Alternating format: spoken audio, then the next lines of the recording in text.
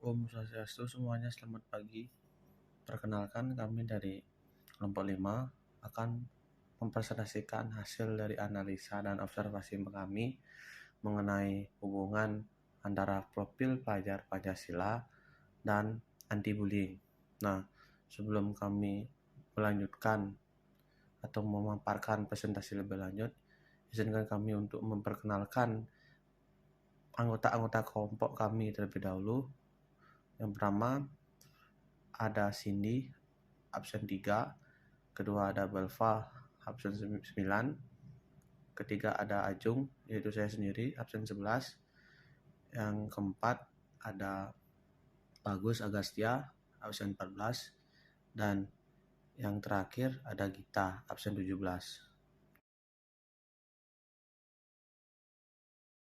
Nah, inilah daftar isi dari berbagai penjelasan yang akan kami rangkum dalam subbab-subbab, yaitu keterkaitan antara profil pelajar Pancasila dan anti-bullying. Yang di subbab pertama ada pendahuluan yang memuat tentang penjelasan mengenai bullying, latar belakang dan tujuan kita mempelajari anti-bullying. Yang kedua ada isi yang diisi terdapat hubungan program anti-bullying dengan P3 dan membahas jenis-jenis faktor penyebab dampak dan pencegahan serta strategi menjadi pribadi yang sukses. Dan yang bab terakhir ada penutup yang terdapat kesimpulan dan daftar pustaka. Jadi teman-teman, saya akan memulai presentasi dari kelompok kami yang dimulai dengan apa itu bullying. Nah, bullying adalah tindakan yang dilakukan oleh seseorang atau sekelompok orang dengan tujuan menyakiti orang lain secara fisik atau psikologis. Nah, jadi bullying yang terjadi di lingkungan sekolah telah menjadi masalah global dan serius bagi semua pihak yang terlibat. Korban bullying bisa berubah menjadi pelaku bullying di kemudian hari. Nah, bullying telah diakui sebagai pemicu dari masalah kesehatan bagi anak sekolah, terutama pada jenjang sekolah dasar. Karena mereka berhubungan dengan berbagai masalah penyesuaian termasuk kesehatan mental yang buruk dan perilaku kekerasan. Bullying dapat menjadi sebuah siklus kekerasan yang akan berlangsung dan bahkan berisiko menimbulkan tindak kriminal lebih lanjut. Jadi, tindakan bullying ini juga sangat berpengaruh pada lingkungan kita bermasyarakat dan berbaur, contohnya di lingkungan pergaulan. Nah, jadi teman-teman, pada masa ini terdapat banyak sekali aksi perundungan yang tidak mengenakan atau juga disebut dengan bullying pada lingkungan masyarakat, khususnya lingkungan masyarakat yang ada di Indonesia. Nah, sebagian besar korban dan pelaku bullying tersebut atau perundungan terjadi pada peralihan anak-anak ke remaja atau disebut dengan puber. Nah, kami akan memberikan suatu contoh kasus dan kami akan mengidentifikasi dan menganalisa kasus tersebut. Nah, latar belakangnya pada tanggal 18 Agustus 2023, tepatnya di kawasan Veldorm, Jalan Kebon Mangu, terjadi aksi perundungan oleh pelajar SMK hingga dikeroyok 5 orang di Cimahi. Dalam video yang tersebar, terlihat pelaku yang berjumlah 5 orang menendang korban yang tersudut di tembok. Rekaman itu sendiri dibuat oleh warga dari rumahnya yang kebetulan dekat dengan lokasi. Setelah kejadian ini terungkap, pelaku telah diamankan pihak kepolisian. Polresta Cilacap menetapkan 2 pelajar SMP sebagai tersangka dalam kasus kekerasan dalam kasus perundungan terhadap FF usianya 14 tahun. Sebelumnya, peristiwa penganiayaan tersebut tersebar di media sosial dan menjadi trending topik. Dan korban mengalami patah tulang rusuk akibat penganiayaan tersebut. Dan Polri memberikan bantuan biaya medis kepada korban. Nah, aksi tersebut bermula dari pelaku MK tidak terima FF sebagai anggota geng barisan siswa atau BASIS. Berdasarkan pihak kepolisian, korban mengaku sebagai anggota geng barisan siswa juga sempat menantang kelompok lain di luar sekolah. Nah, itulah latar belakang dari suatu kasus yang akan kami terangkan.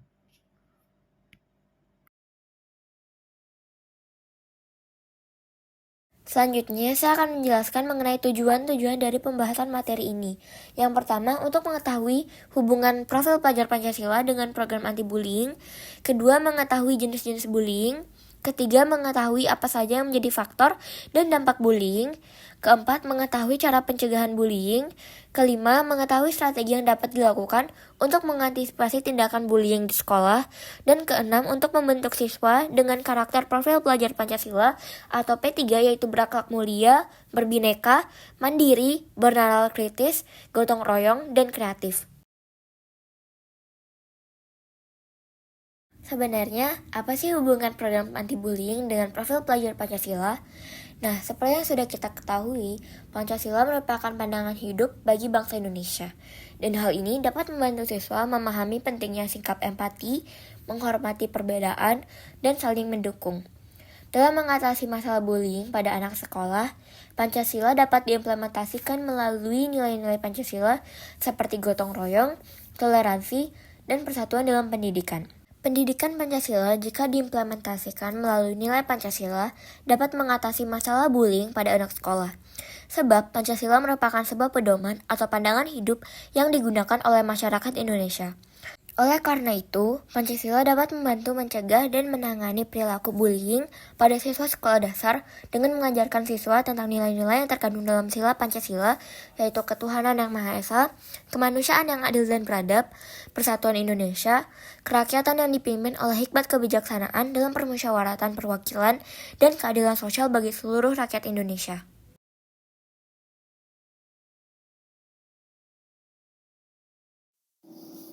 Nah, sekarang ada 4 jenis bullying yang umum. Yang pertama itu verbal. Verbal itu merupakan tindak bullying yang menggunakan medium kata-kata yang bertujuan untuk merendahkan, mencela, mengejek, dan mengancam sang korban. Yang kedua itu sosial.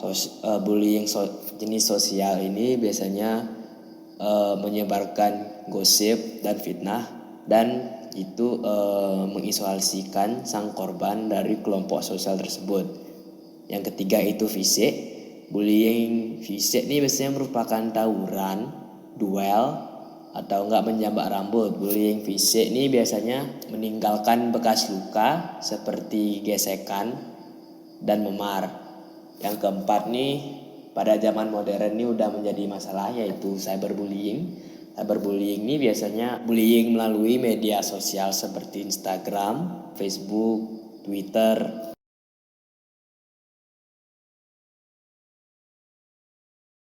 Faktor-faktor penyebab bullying dapat dibagi menjadi 5. Yang pertama, faktor individu. Sang berundung biasanya memiliki sifat yang kurang memiliki empati, agresif, dan kecenderungan untuk memperlihatkan kekuasaan dan dominasi.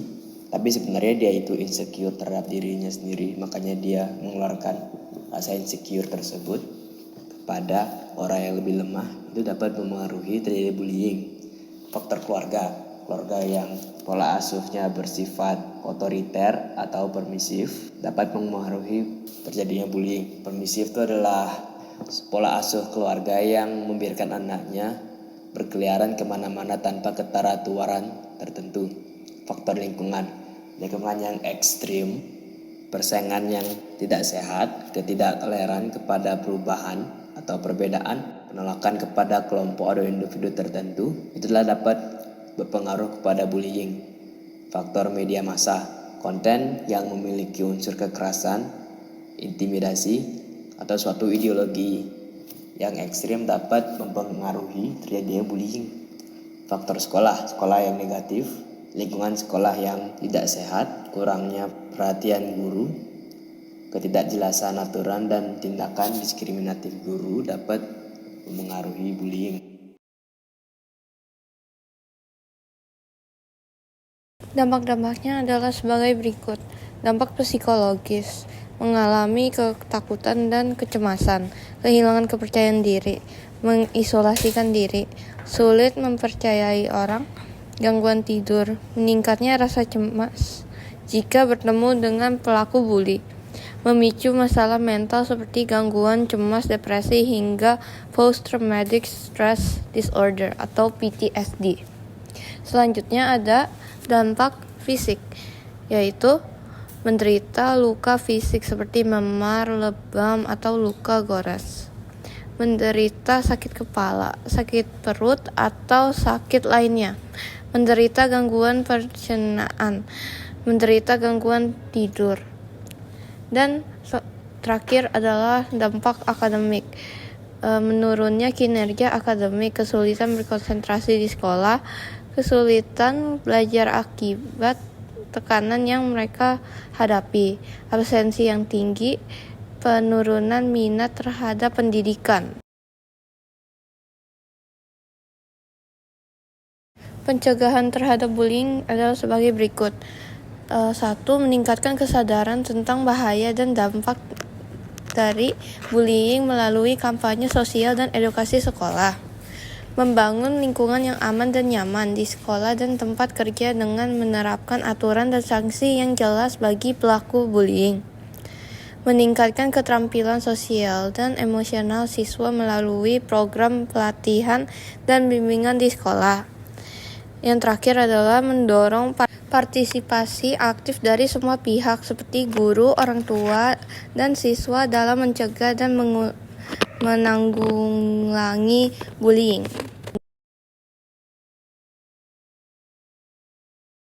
Strategi.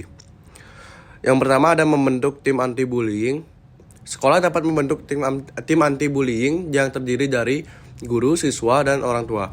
Tim ini dapat bertugas untuk memantau dan menangani kasus bullying di sekolah. Yang kedua ada meningkatkan kesadaran.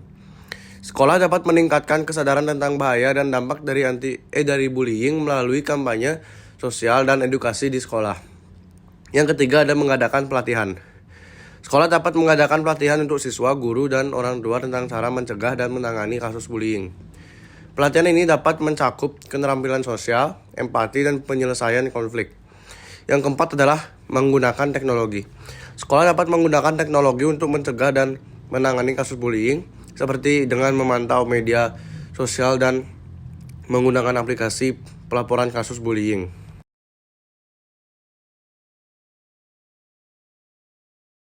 Kesimpulan, bullying merupakan tindakan yang disengaja maupun tidak disengaja, tetapi dengan jelas menyebabkan ketidaknyamanan, penghinaan, kerugian, kejahatan, dan penderitaan bagi korban yang dapat menyebabkan lingkungan bekerja yang tidak menyenangkan, di mana korban sama sekali tidak menginginkan perlakuan tersebut. Dari semua informan yang telah diteliti, ditemukan bahwa penyebab-penyebab yang mendorong terjadinya bullying terhadap korban adalah adanya senioritas dan kompetisi antar siswa, serta cara belajar korban yang dianggap lambat dan kurang efisien. Dan selanjutnya ada daftar pustaka.